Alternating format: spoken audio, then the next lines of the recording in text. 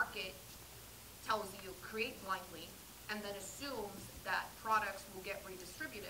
And the reality of the situation is that what ends up happening is that we have huge gluts and huge surpluses in one part of the world, or even in one part of town, and then we have massive scarcity elsewhere. I mean, just very briefly, I read recently that the obesity rates and the famine rates for our world now are that there's a 20% global obesity rate and a 20% global famine rate. Now, to me, that means very quickly that the problem is not with what we're producing. We have enough food to feed everyone adequately. We're just choosing to distribute it in a way that doesn't actually benefit the community.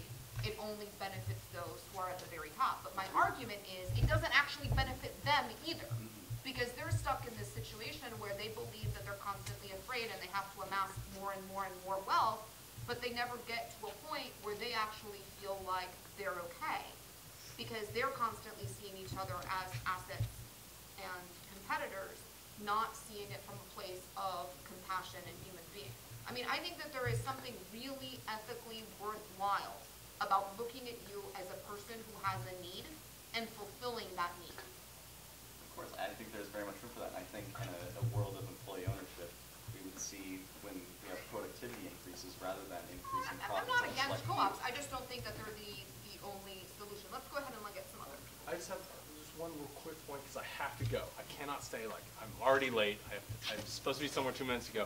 But I just want you to address, like, in a bumper sticker, what do we do about people who are either too greedy to do any work for themselves so that they will just accept gifts, under your system, or accept aid, or too lazy to work so that they will also just accept gifts and accept aid?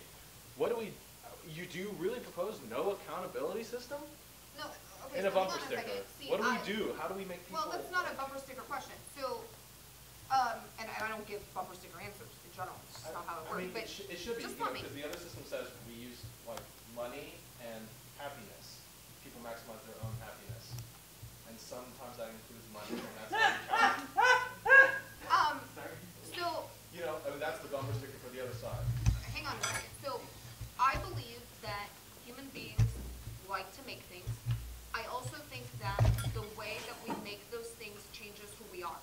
So when you tell me that there are people in the world who are just greedy and lazy, I tell you those are people who are just as alienated from their labor as the person who wants to produce but doesn't have access to it.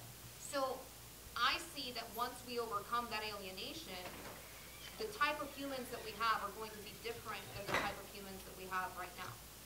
Okay. Fundamentally. What's your time scale? Are we talking about what can we do right now to make the world a better place, and in the next 5 years make it a better place? Are we talking about the humans that are 4 generations away who learn to become so kind to us, just by not having any accountability? The context for all of this is I started out by saying, look, I'm a philosopher. I'm interested in questions in the ideal space.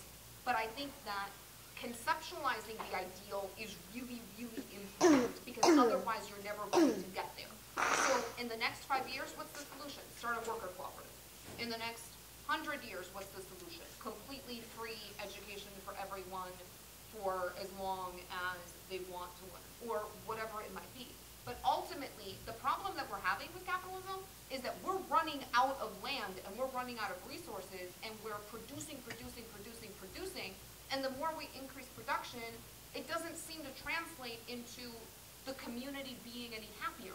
In fact, it seems to be... How many billions of people live on the earth with more, ability to do whatever they want and not live a wretched life where they're just trying to survive and find a safe place to sleep from 9 to 9?